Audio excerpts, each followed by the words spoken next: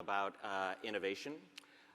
For those of you in the audience that nothing that was introduced about Elon made it to the prefrontal cortex, and you're like, I still don't know who this guy is. You may remember him from the movie role in Iron Man 2 or the TV show The Big Bang Theory. You may remember him, if you're old like me, when you used to have to do dial-in modems. You may remember how PayPal actually worked over a dial-in modem. Yeah. And if, just in case you've had your head in the sand for the last decade, you absolutely have to know him for space exploration technologies. SpaceX, a tremendous partner of the United States Air Force in the space business, and for Tesla. So for just for grins, this fastest growing auto company on the planet, most amazing capability, and when Elon pulled up, he and his entourage in 3 different Teslas this morning. How many Tesla owners do we have in the audience? Stand up if you're a Tesla owner. All right. Very nice. The secretary is. So, Elon, you and I have talked about whether the Air Force is the most innovative service. The Department of the Air Force now, the last time we interviewed, it was just the Air Force. Now we're the Air Force and the Space Force as part of the Department of the Air Force. Most of those people who stood up were in the front row. We have a lot of first adopters here in the front of the audience, apparently, or maybe those are the folks that just make the most money. Who knows?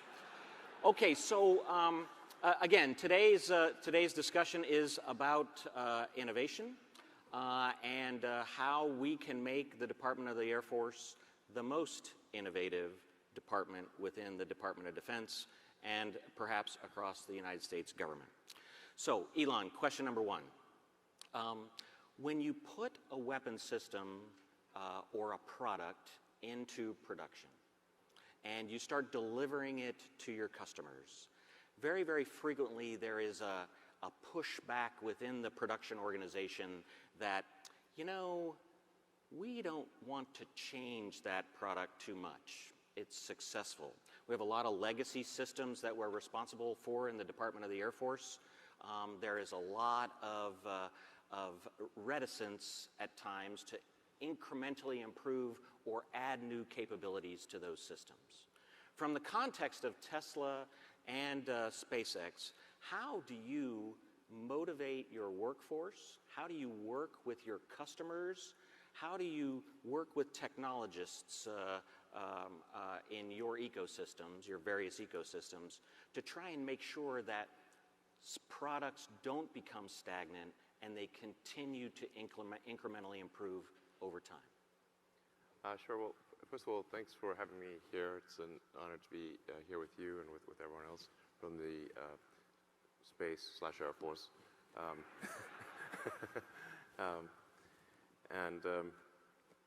I've obviously had a long relationship with the Air Force and very much appreciate the support over the years. So I just want to make sure to say that.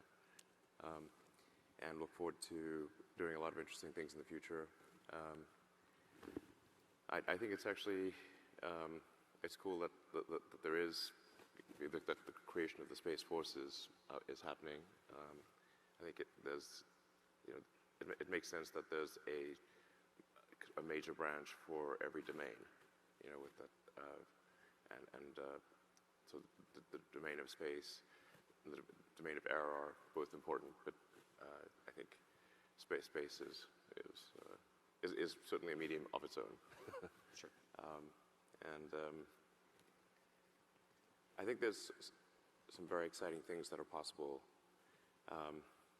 If I may just say, like, what the public wants, I think, and actually I'm pretty confident that the public does want this, is Starfleet Academy. Like, yeah, like how do we make Star Trek real? That'd be pretty amazing. I'd love that.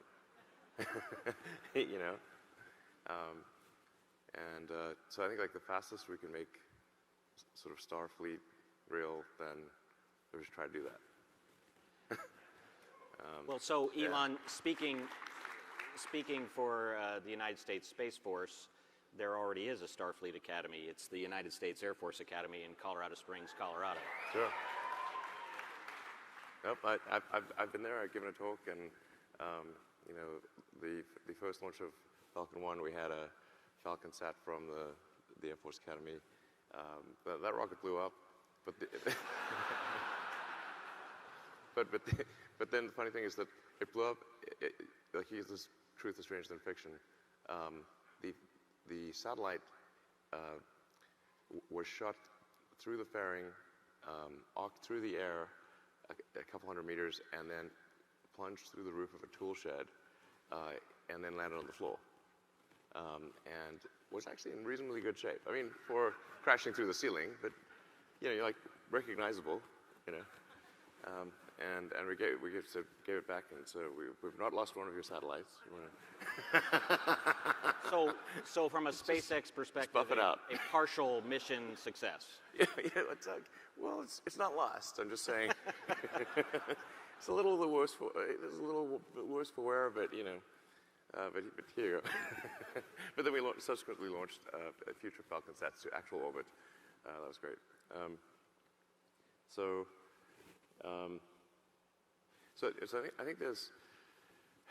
I think we can go a long way towards making Starfleet real and making these sort of utopian or semi-utopian futures real.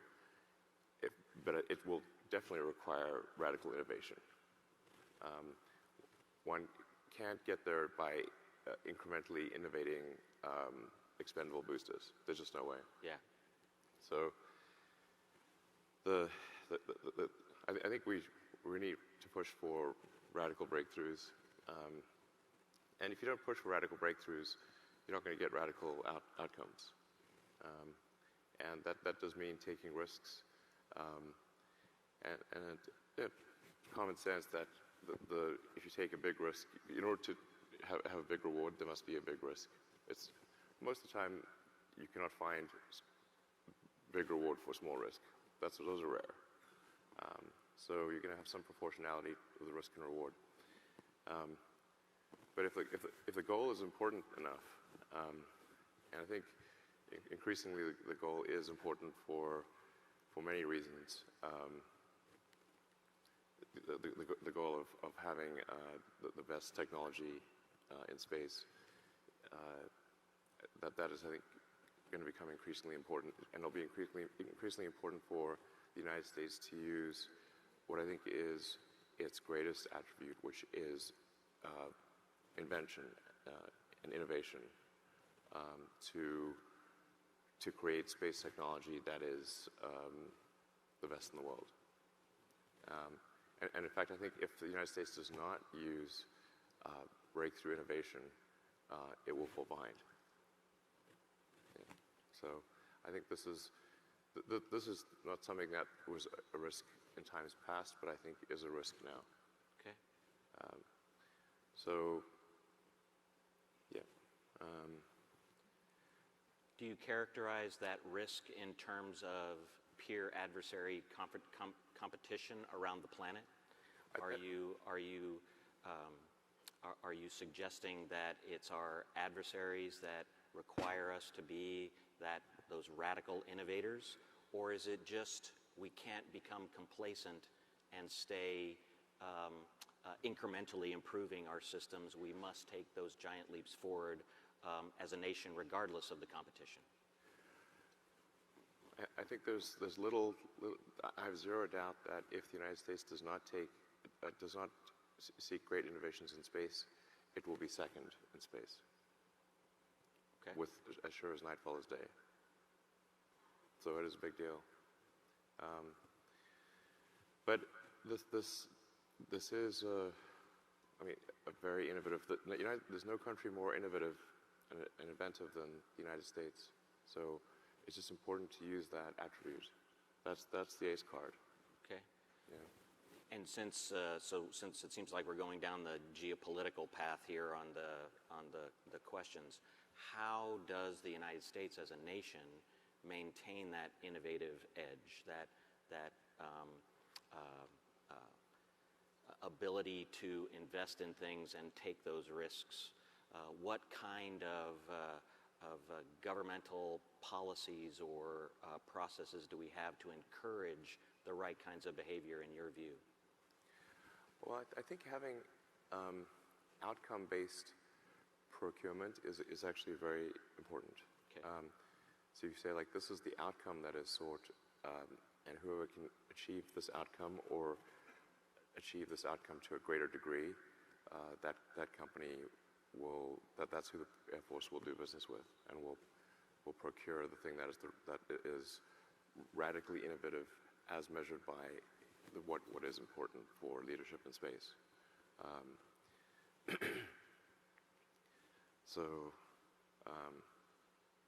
I mean, I do think it's absolutely fundamental to achieve full reusability in access to space. This is the holy grail of space. At the point at which you have full reusability for orbital rockets, then you have a profound advantage over anyone else. It's profound. It would be like if in the Air Force, if you had planes that could be used once, or if you had multi-use planes that could be flown over and over again, like normal, and all your adversaries had single-use planes, that would be no contest. It's the same thing in space. Okay. Yeah, this is extremely fundamental.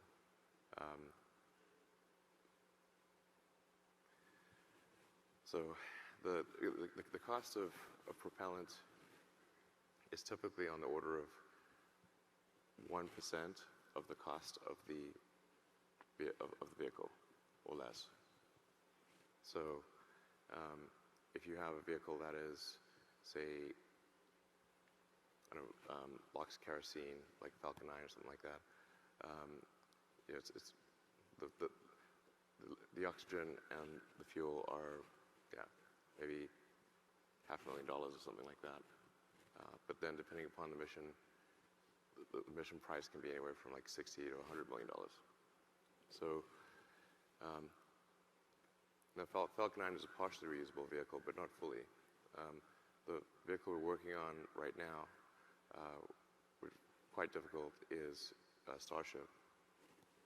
And yeah, that has the potential for full reusability. But I think it would be great to have other companies as well that are doing full reusability. I think competition is a good thing. It may seem at times that, you know, shouldn't we focus all our efforts on one system and rather than divide them and have two competing systems? Like, you know, not to cause controversy, but like, in my opinion, like, Joint Strike Fighter, there should be a competitor to JSF. That's I know it's a controversial subject, but you know, I think it's not good to have one provider. It's good to have competition where that competition is meaningful and somebody can actually lose. That's like, you know, so then so yeah. Okay. Yeah. So in radical innovation, obviously the workforce is a really key component of that. I mean, during your PayPal days, you were actually doing coding, right? But in SpaceX and Tesla, they are so large that Elon can't do everything. What sort of things do you think about in terms of motivating a workforce like we have in the Department of the Air Force that will help them become more radically innovative? What sort of things do you look for in people or in processes that make the workforce better? Sure. Well, I think the massive thing that can be done is to make sure your incentive structure is such that innovation is rewarded and lack of innovation is punished. There's got to be a carrot and a stick. So if somebody is innovating and making good progress, then they should be promoted sooner. And if somebody is completely failing to innovate, not every role requires innovation, but if they're in a role where innovation should be happening and it's not happening, then they should either not be promoted or exited. And let me tell you, you'll get promoted. You'll get innovation real fast. Okay. The stick. Yeah, it's like, how much do you want? Yeah. So does that carrot and stick approach help, do you think, people be more risk averse or less risk averse? Well, when trying different things, you got to have some acceptance of failure, as you were alluding to earlier. Failure must be an option.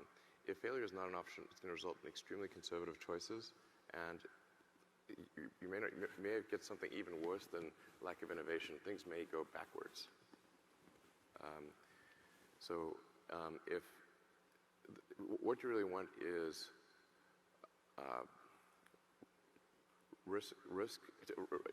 you want reward and punishment to be proportionate to the actions that you seek.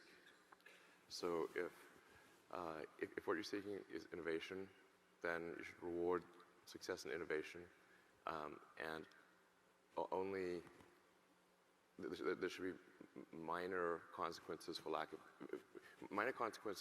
trying and failing. There should be minor. With significant rewards for trying and succeeding, minor consequences for trying and not succeeding, and major negative consequences for not trying. Okay. So if you have that incentive structure, you will get innovation like you can't believe. Okay.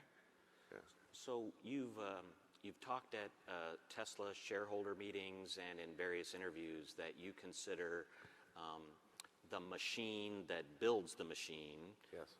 To be just as important, if not more important, than the machine itself. Yeah. So we talked about the workforce aspects. Are there processes that you use within your company that are parts of that machine that you think are particularly valuable for innovative, radical change?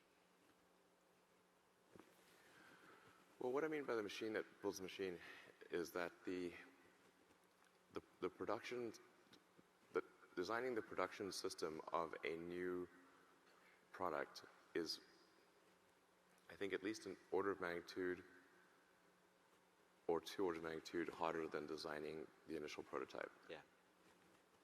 And I think, like in America, there's been less importance in modern times placed on manufacturing, and I think this is a mistake. I mean, like at this point, I would really classify, and in fact, I sent an email to SpaceX just saying this. Like, at this point, I think designing a rocket is trivial, just trivial. There's like tons of books you read them, you can understand equations, you can design a rocket. It's real easy. Yeah, if you say like 2-stage, 2% of your liftoff mass to orbit, just to design something like that, piece of cake. Now, if you say you want to go into production with that, or if you want to actually make, let's say the next step is you want to make even one of those things. Okay, now making even one of those things and getting it to orbit is hard.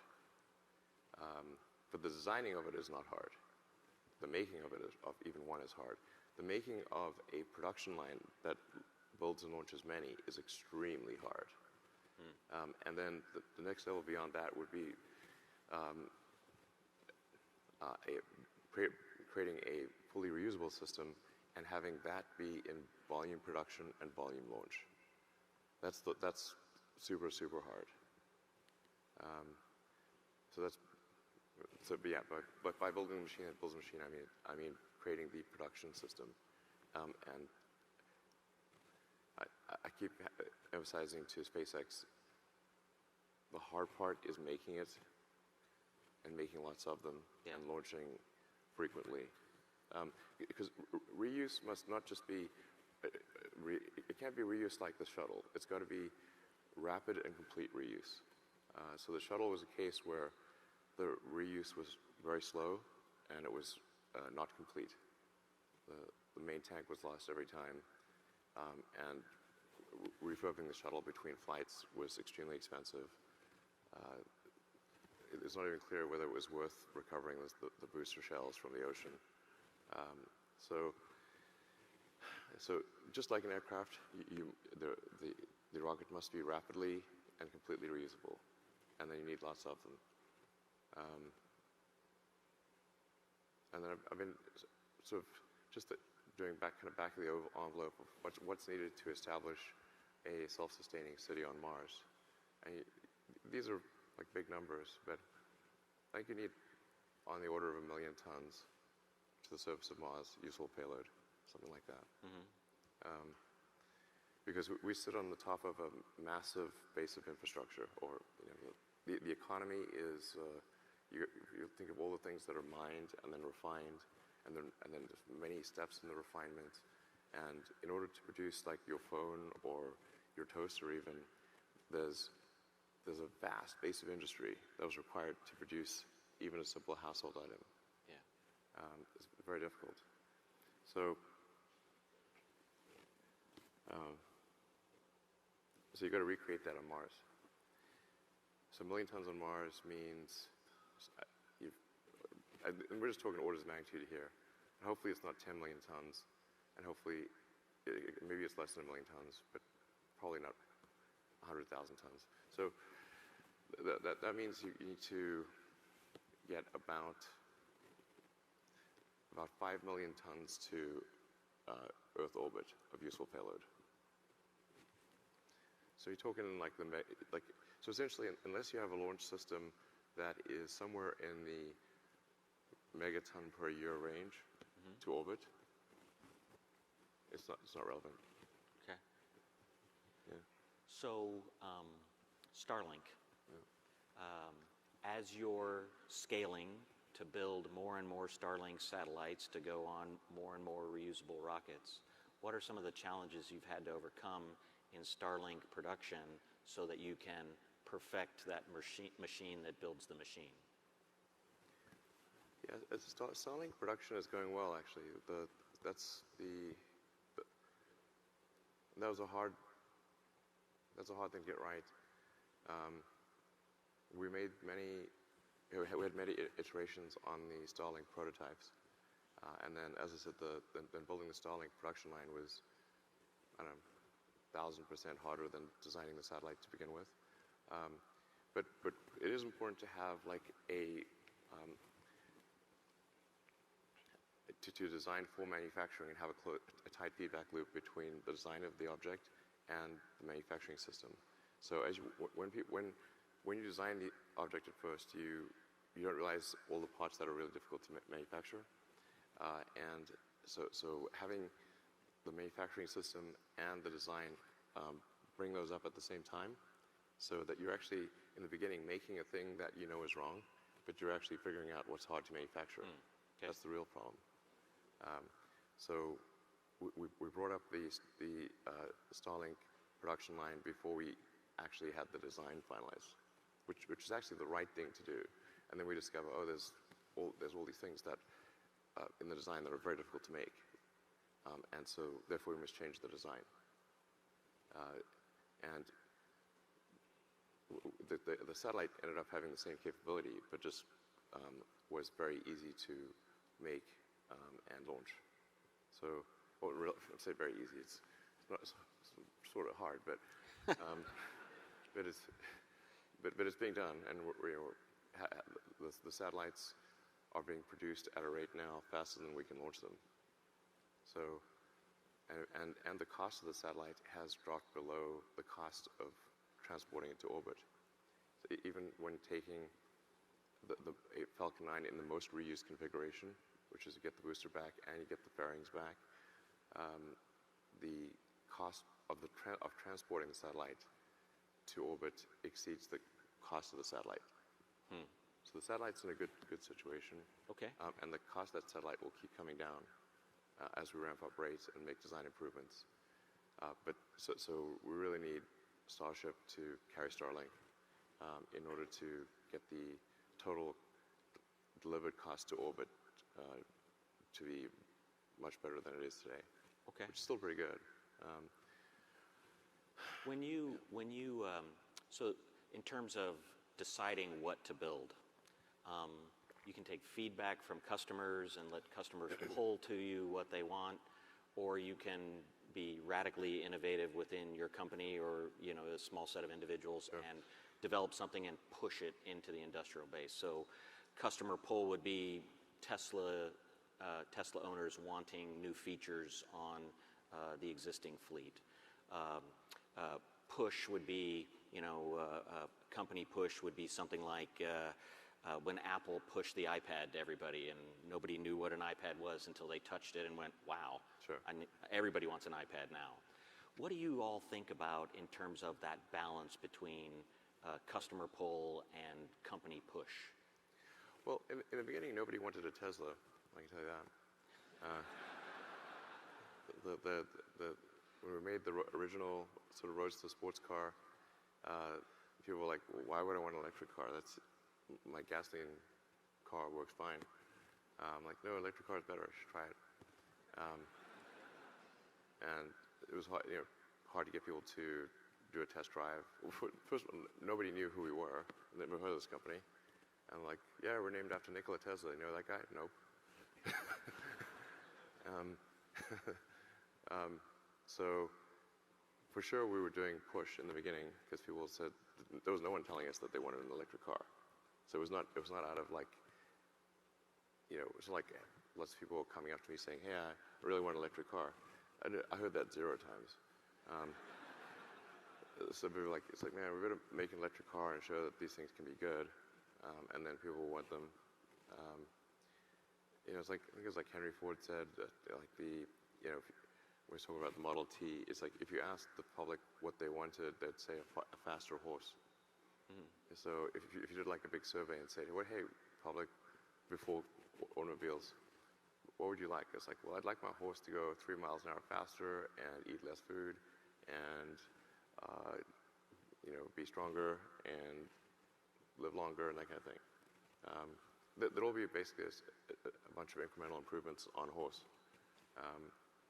Because people, when you say like, well, what about an automobile, that car that drives itself? Like, what are you talking about? That sounds crazy. But when you actually make an automobile and give it to people and say, okay, now this is a horse where you can keep it in the barn, and if you leave for a month, it's still alive.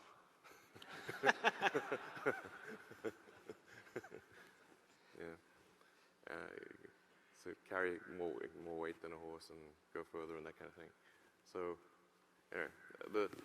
it's like when it's a radically new product, people don't know that they want it because it's just not in their scope. I think when they first started making TVs, they did a nationwide survey. I think this might have been like 46 or 48. It was like a famous nationwide survey. Will you ever buy a TV? Now, it was like 96% of respondents said no. Some crazy number. Like basically everyone's like, would you buy a TV? And maybe they put a price in there or something, I don't know. But it was famously, almost everyone said they would not buy a TV, but they didn't know what they're talking about. So the big game-changing stuff at the beginning is a company push kind of a thing most of the time. But then changes to the product over time can be a lot more customer pull kind of a focus.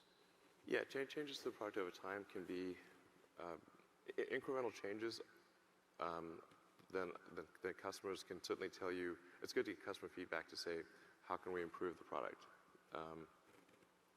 And once they're using it, they can say, okay, I like this thing about it, I don't like this other thing, and then we can improve the product over time. Customer feedback after they have the fundamental thing is great. Okay. Yeah.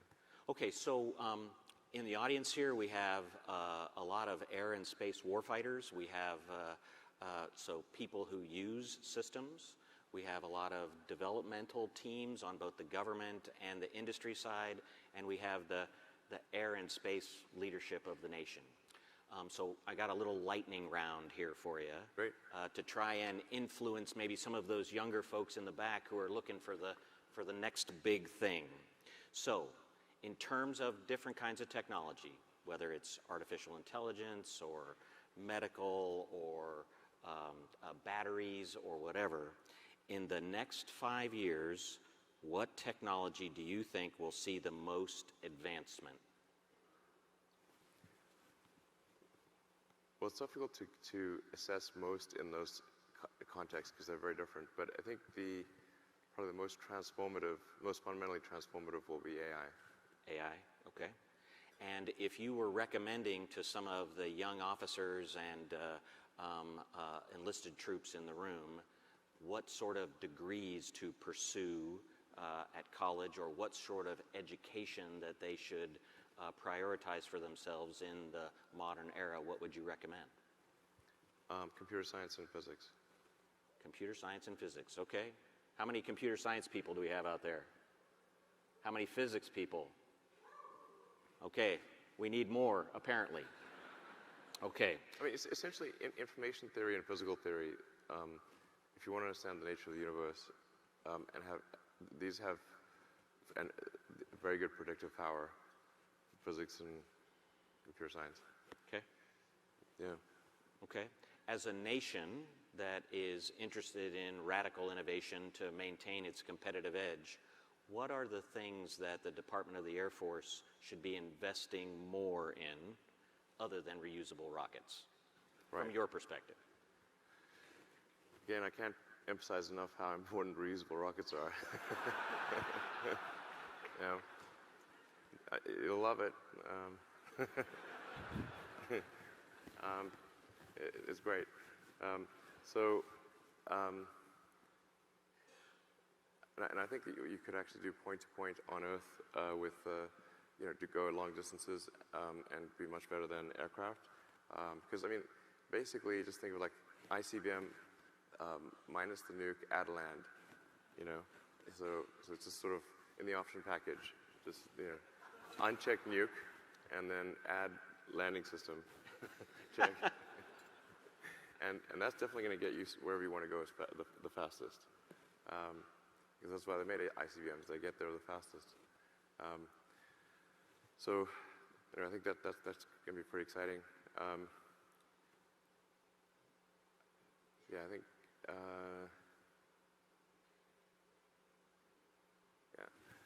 I mean, once you have dramatically lower cost access to space, then many things are enabled.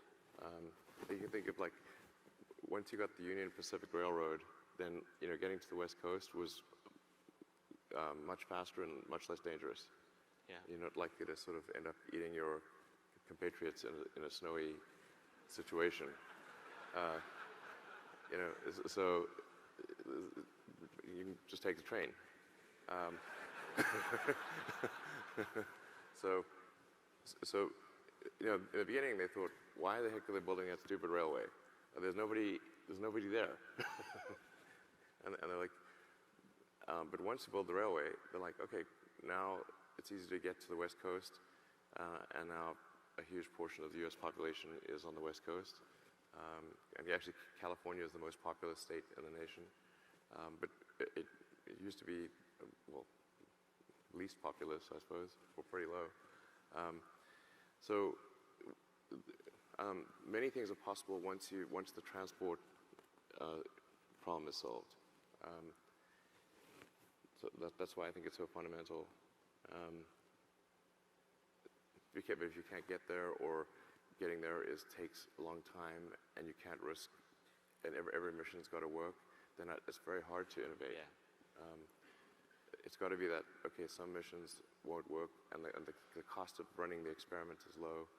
That's why I'm harping so much on the cost of transport.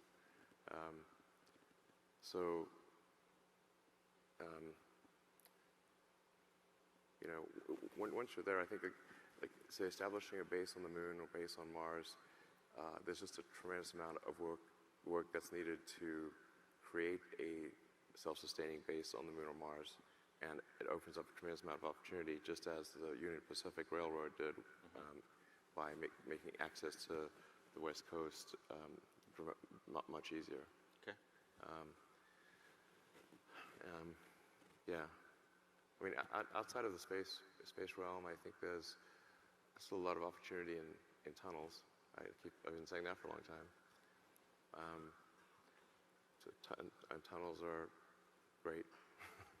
They're really great. The Boring Company is about to finish its first tunnel in Vegas. I encourage people to please copy the Boring Company, or do better. That'd be great. There's a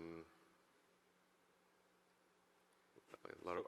So in terms of domains, you have subterranean. Yeah.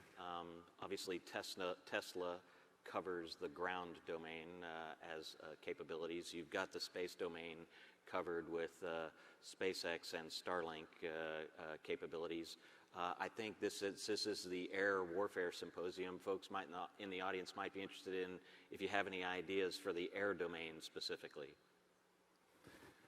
Well, for the air domain, I think things are definitely going to go into kind of autonomous, or locally autonomous drone warfare is where it's at, where the future will be. I'm just saying, it's not I want the future to be this. It's just this is what the future will be. Okay. Is autonomous drone warfare. And at a local level,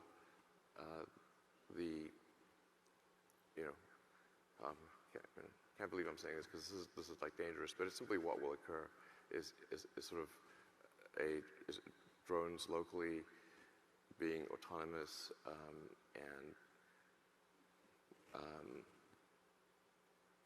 but I think we still want to retain sort of the authority to damage or destroy anything that isn't an autonomous drone. Keep that authority back here with a person in the loop. Okay. But it's the fighter jet era has passed. That is, it's just the fighter jet era has passed. Okay. So it's drones. Yeah. Let's go back to failure for a minute, and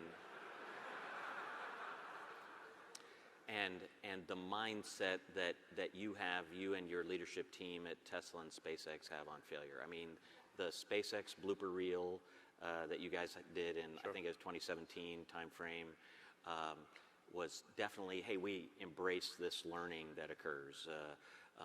More recently with the Tesla truck and the ball through the window, also that Didn't mindset go through the window. that mindset that embraces failure. How do you personally, I mean, those kinds of failures would drive a lot of us in this room nuts, but doesn't seem to drive you nuts. Seems like you're very comfortable with it. Can you talk about the mindset that requires for you to be that accepting of that kind of failure? Sure. Should we roll the video? No. Or, should we not? No, we should not roll the video. Not yet. Okay.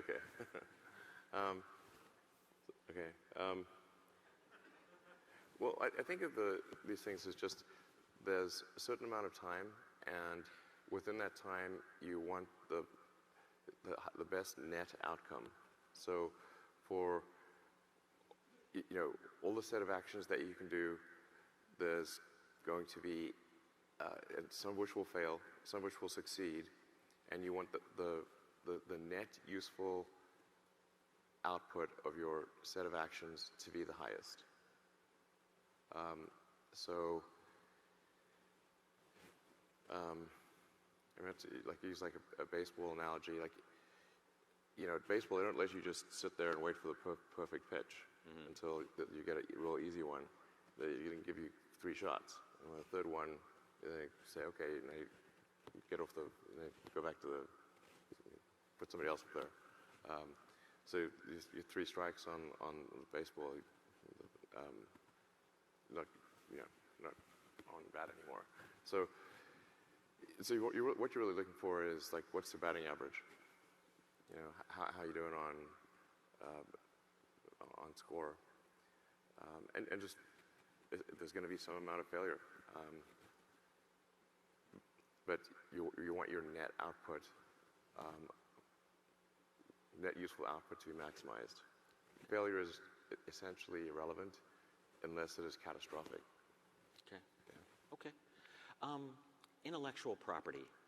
Obviously, Tesla, SpaceX, Solar City have amazing capabilities that they're bringing to the public and to the government every day. How do you protect your intellectual property in a world where it seems like the cloud and servers and things are constantly under attack from people wishing to free you of your intellectual property?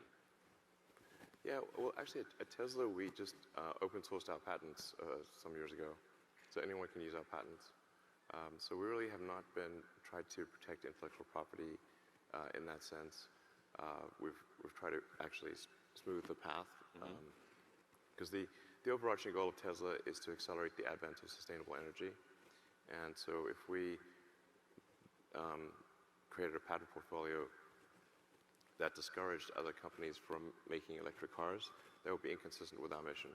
So we open sourced all the patents, okay, in order to help anyone else who wants to make an electric car. So I guess that's the opposite of protecting the IP.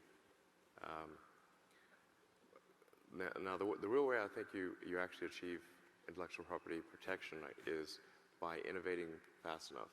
If your rate of innovation is high, then you don't need to worry about protecting the IP, because other companies will be copying something that you did years ago. And that's fine, you know. Just make sure your rate of innovation is fast.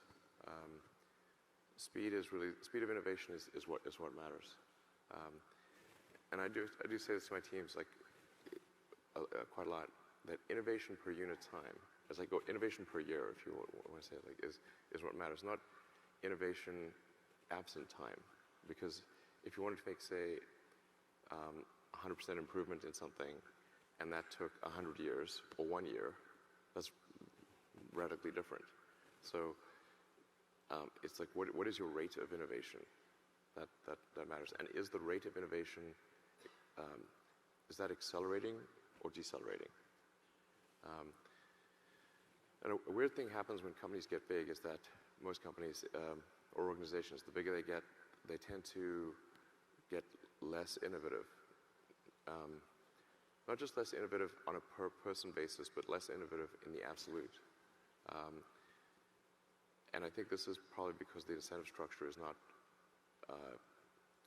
not there for innovation. It's not enough to use words to encourage innovation. The incentive structure must be aligned with that. That's fundamental. So taking that from a business level to a national level in terms of, obviously, the United States, largest economy in the world, China, the second largest economy in the world currently and gaining fast.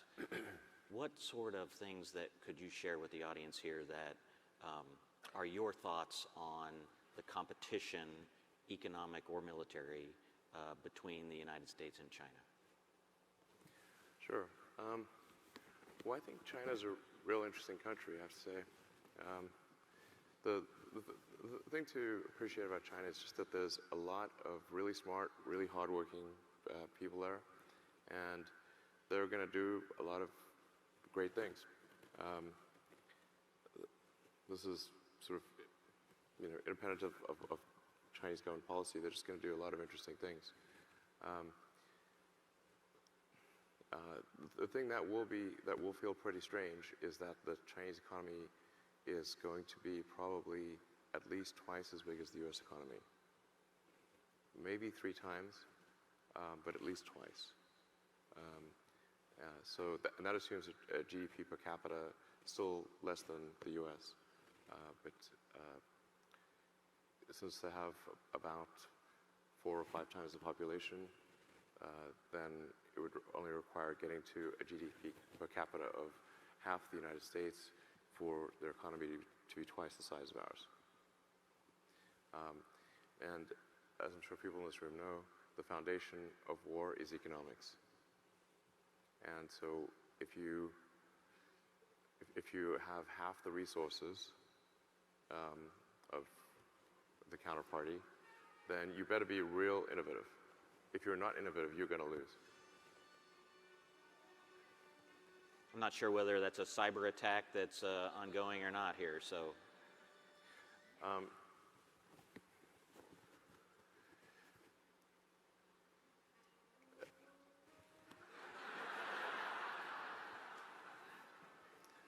The clock says I have 11 minutes left. Is that not true?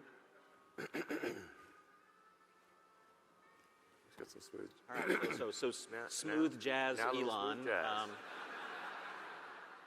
It's coming through the House system. We're working to get it shut off. Okay. Thank you.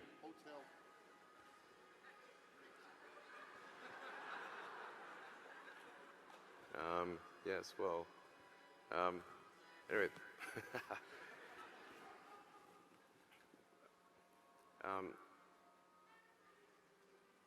So yeah, with respect to China, China's economy is going to be 2 to 3 times the size of the U.S. economy, at least double. Therefore, in order for the U.S. to be competitive on a military level, the innovation has to overcome a gigantic gap in economic output. Okay. So in the absence of radical innovation, the U.S. will be militarily second. Okay. Basic math. What, from the standpoint of radical innovation, we already talked about workforce, we talked about processes, we talked about protecting intellectual property rights. Let's talk about overall culture. That culture that you try and push into your companies that makes them successful. Any of us, and I sat right next to one of your SpaceX employees on the plane here yesterday, a young engineer. It was motivating for me just to talk to her about what she was doing every day and how important her job was. And I just felt like the only other place I've seen that kind of culture is, frankly, in the Department of the Air Force with some of our young folks that are sprinkled around the back of the room. How do you create that culture at SpaceX and Tesla to make employees like that? Well, wow, this smooth jazz is on us with a vengeance. I feel like we're in a big elevator.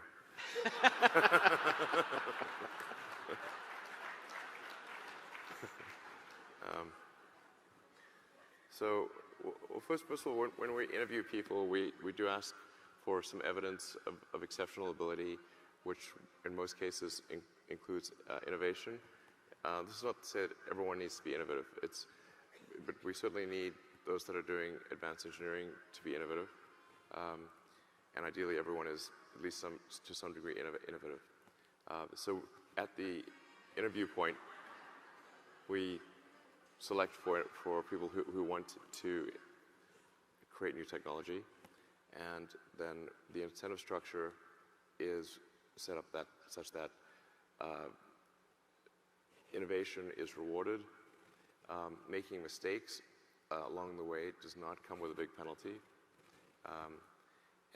but failure to try to innovate at all comes with a big penalty. You'll be fired. Okay. Yeah. All right. The carrot and stick. Yes. That's the stick. If you don't even try, or somebody doesn't even try to innovate, or their innovation aspirations are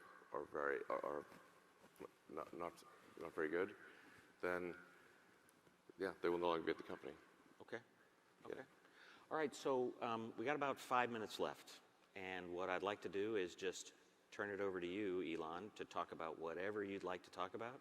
If you have a message for the audience here, you have 1,000+ air and space professionals and the greatest air and space force on the planet. So what do you want to tell them? We got to make Starfleet happen.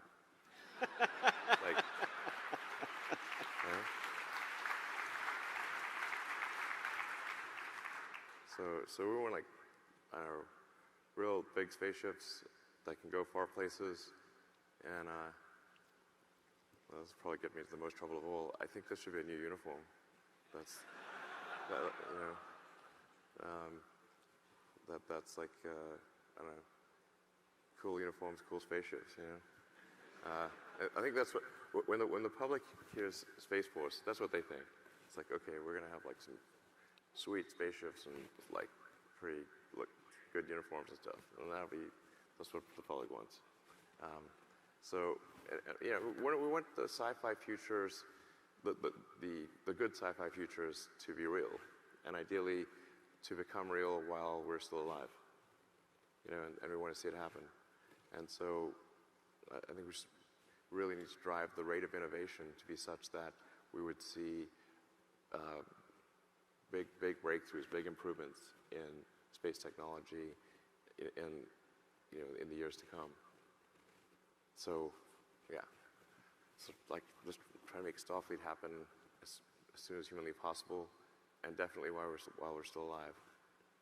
Yeah, so I'm not sure about warp drive, but other stuff I think can be done. Gotcha. Warp drive and teleportation, probably not, but big spaceships that can go far places, definitely that can be done. Understood. All right. Ladies and gentlemen, Elon Musk.